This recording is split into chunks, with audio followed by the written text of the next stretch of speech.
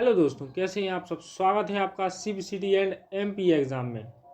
तो जो आज की हमारी क्लास है वो कंप्यूटर की क्लास है सीबीसीटी के लिए। और आज के जो हम क्वेश्चन लेकर आए हैं वो बहुत ही इम्पोर्टेंट और आए हुए क्वेश्चन हैं जो एग्ज़ाम में पूछे गए हैं और इनकी फिर से एक बार पूछे जाने की संभावना है और बार बार ये क्वेश्चन ही क्या होता है एग्ज़ाम में पूछे जाते हैं।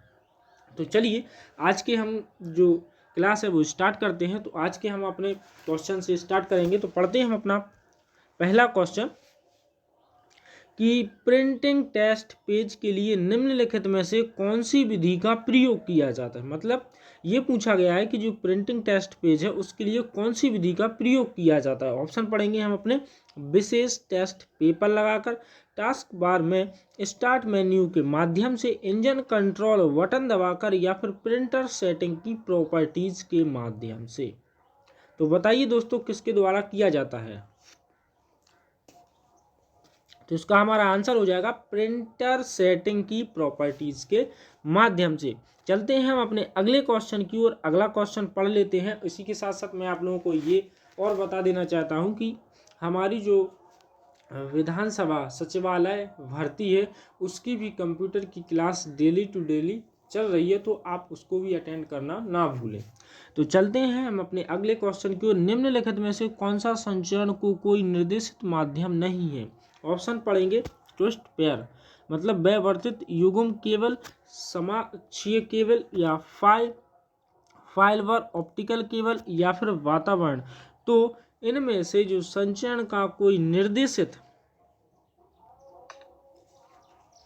माध्यम नहीं है वो नहीं है हमारा क्या, वातावरण। बाकी इन सभी के द्वारा ट्विस्ट पेयर केबल के द्वारा, समाक्षीय केबल के द्वारा और जो फाइबर ऑप्टिकल केबल होती है इसके द्वारा हमारा संचारण किया जाता है। तो चलते हैं हम अपने अगले नेक्स्ट क्वेश्चन की ओर। नेक्स्ट जो हमारा क्वेश्चन है वो ये है कि निम्नलिखित में से कौन सी टोपोलॉजी सबसे अधिक विश्वसनीय है। स्टार टोपोलॉजी, रिंग, बस या फिर ट्री। ऐसे भी क्वेश्चन एग्जाम में पूछे जाते हैं, बार बार पूछे गए हैं। तो जो सबसे अच्छी और विश्वसनीय टोपोलॉजी होती है वो हमारी क्या होती है, स्टार टोपोलॉजी होती है। अगले नेक्स्ट क्वेश्चन की ओर चलते हैं। अगला जो हमारा क्वेश्चन है वो ये है कि किसी कंप्यूटर नेटवर्क में फायरवॉल के संबंध में निम्नलिखित में से कौन सा कथन सत्य है। ऑप्शन पढ़ेंगे। यह कंप्यूटर नेटवर्क का ऑपरेटिंग सिस्टम है या फिर यह एक वेब ब्राउजिंग सॉफ्टवेयर है, यह नेटवर्क की भौतिक सीमा है या फिर यह एक प्रणाली है जो अनाधिकृत पहुंच को रोकने के लिए बनाई गई है। तो क्या होता है, कंप्यूटर नेटवर्क में जो फायरवॉल होता है वो एक प्रणाली होती है जो अनाधिकृत पहुंच को रोकने से क्या होती है, बचाती है। ठीक है, अगले नेक्स्ट क्वेश्चन की ओर चलते हैं। अगला जो हमारा क्वेश्चन है वो ये है कि संबंधित फील्ड्स के संग्रहण को क्या कहा जाता है। मतलब फील्ड के स्टोरेज को क्या बोलते हैं हम, रिकॉर्ड, फाइल, डेटाबेस या फिर फोल्डर। तो जो हमारा फील्ड होता है उसके स्टोरेज को हम क्या कहते हैं, रिकॉर्ड्स बोला जाता है। अगले नेक्स्ट क्वेश्चन की ओर चलते हैं कि आईपी एड्रेस क्या होता है। इंटरनेट प्रोसेस एड्रेस होता है या फिर इंटरनेट प्रोटोकॉल एड्रेस होता है या फिर इंटरनेट प्रोवाइडर एड्रेस होता है या इंटरनेट पैकेट एड्रेस होता है। तो इसका जो हमारा आंसर हो जाएगा वो हो जाएगा इंटरनेट प्रोटोकॉल एड्रेस। अगले क्वेश्चन की ओर चलते हैं। अगला क्वेश्चन पढ़ेंगे हम अपना। अगला क्वेश्चन ये दिया गया है कि जब भी कोई फाइल पहली बार सेव की जाती है तो क्या होता है। एक प्रतिलिपि स्वतः प्रिंट हो जाती है, फाइल का नाम और फोल्डर का नाम समान होना चाहिए, इसे नाम की आवश्यकता नहीं होती है या फिर इसकी पहचान करने के लिए इसे नाम अवश्य दिया जाना चाहिए। तो बताइए दोस्तों क्या होता है जब फाइल पहली बार सेव की जाती है। तो इसका आंसर हमारा सही हो जाएगा कि इसकी पहचान करने के लिए इसे क्या होता है, नाम अवश्य दिया जाना चाहिए। हम पहचान करने के लिए क्या देते हैं, किसी भी चीज़ को एक नाम दे देते हैं, पर्टिकुलर नाम कि ये इसका नाम ये है। तो वही इसकी ये है कि जब फाइल हम पहली बार सेव करते हैं तो इसकी पहचान के लिए उसे एक नाम दिया जाना आवश्यक होता है। अगले नेक्स्ट क्वेश्चन की ओर चलते हैं कि निम्नलिखित में से किस एप्लीकेशन में आप पाठ्य भाग टेक्स्ट में कोई टिप्पणी नहीं जोड़ सकते। एमएस वर्ड में, एक्सेल में, एमएस पावर पॉइंट में या एमएस आउटलुक में। तो एमएस आउटलुक में हम एप्लीकेशन जो टेक्स्ट होता है उसमें कोई अलग से टिप्पणी वगैरह या फुटनोट नहीं जोड़ सकते हैं। चलते हैं अगले नेक्स्ट क्वेश्चन की ओर कि स्टार्टअप हार्ड डिस्क पर डेटा का पहला सेक्टर निम्नलिखित में से कौन सा है। ऑप्शन पढ़ेंगे MBR, POST, वूट कोड या वूट सीक्वेंस। तो इसका हमारा जो सही आंसर हो जाएगा वो हो जाएगा कौन सा, MBR। अगले नेक्स्ट क्वेश्चन की ओर बढ़ते हैं। अगला हमारा क्वेश्चन है वो देखेंगे कि वेब ब्राउज़र शुरू करते समय ब्राउज़र में सबसे पहले कोड होने वाला वेब पेज कौन सा होता है। जब हम वेब ब्राउज़र शुरू करते हैं तो उस टाइम पर ब्राउज़र में जो पहले कोड होने वाला वेब पेज होता है वो कौन सा होता है। यूज़र वेब पेज होता है या फर्स्ट वेब पेज बोले जाते हैं या फिर बिगिनिंग पेज बोला जाता है या फिर होम पेज बोला जाता है। तो उसको बोला जाता है होम पेज। जो जैसे ही हम ब्राउज़र शुरू करेंगे वेब ब्राउज़र, तो उस टाइम पर ब्राउज़र में सबसे पहले कोड होने वाला जो पेज होगा वो होगा होम पेज। अगले नेक्स्ट क्वेश्चन की ओर चलते हैं कि पूर्व में खोले गए वेब पेजों और लिंक्स के URL को संचित रखने वाली लिस्ट का नाम क्या है। लिंक लिस्ट, पेज लिस्ट या फिर हिस्ट्री लिस्ट या फिर बुक मार्क। तो इसका हमारा सही आंसर हो जाएगा हिस्ट्री लिस्ट। अगले नेक्स्ट क्वेश्चन की ओर चलते हैं। अगला जो हमारा क्वेश्चन है वो ये है कि हेक्साडेसिमल नंबर सिस्टम का आधार क्या होता है, 2, 4, 8 या फिर 16। तो इसका हमारा सही आंसर हो जाएगा 16। अगले नेक्स्ट क्वेश्चन की ओर चलते हैं। यदि आप किसी फाइल का नाम या आंशिक नाम जानते हो तो उसे खोजने के लिए किस वर्क्स का प्रयोग करते हैं, फाइंड का, हेल्प का, सर्च का या फिर लोकेशन का। मतलब जैसे हम किसी फाइल या आंशिक नाम जानते हैं तो उसे खोजने के लिए हम किसका यूज करते हैं, सर्च वर्क्स या सर्च ऑप्शन का यूज करते हैं। अगले क्वेश्चन की ओर चलते हैं कि एक वेबसाइट निम्नलिखित में से किसका संकलन करती है, HTML का, ग्राफिक्स फाइल का, ऑडियो वीडियो फाइल्स का या फिर वेब पेज का।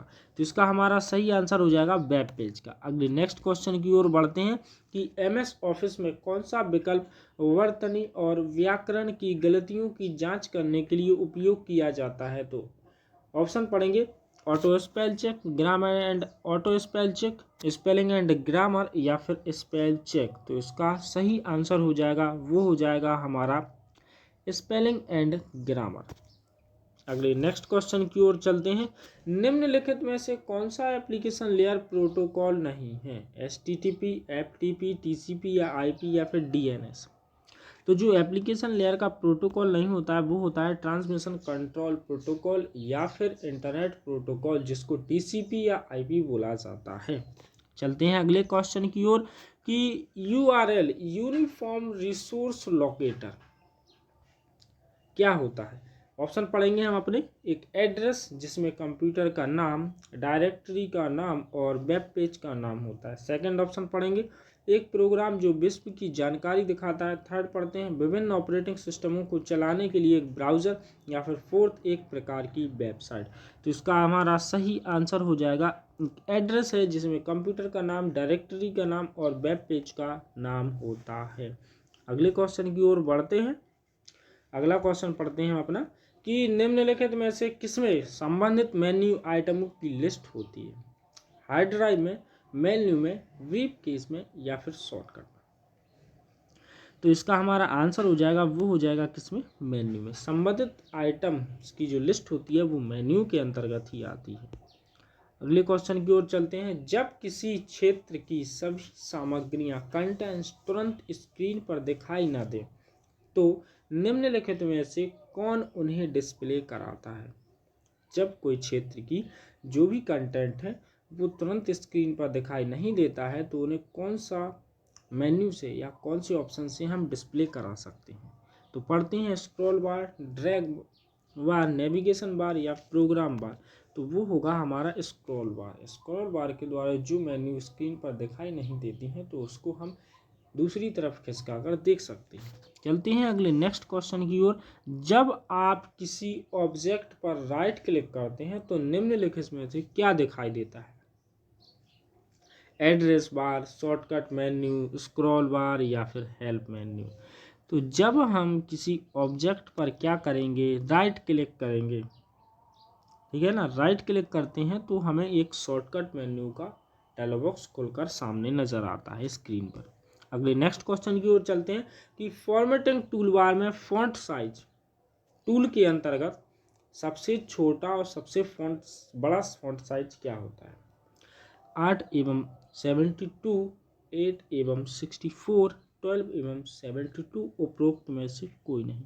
तो इसका हमारा सही आंसर हो जाएगा 8 एंड 72। अगले क्वेश्चन की ओर बढ़ते हैं कि ऑटो करेक्ट मूलतः आपके द्वारा टाइप किए गए ब्लैंक शब्दों को बदलने के लिए डिजाइन किया गया है। छोटे, दोहराए गए, व्याकरण की दृष्टि से गलत, गलत वर्तनी या फिर अनाधारित। तो इसका सही आंसर हो जाएगा, वो हो जाएगा हमारा गलत वर्तनी।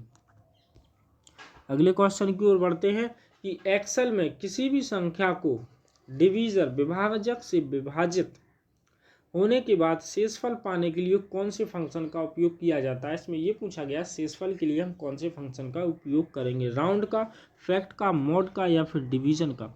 तो शेषफल के लिए हमेशा मॉड फंक्शन का ही यूज किया जाता है।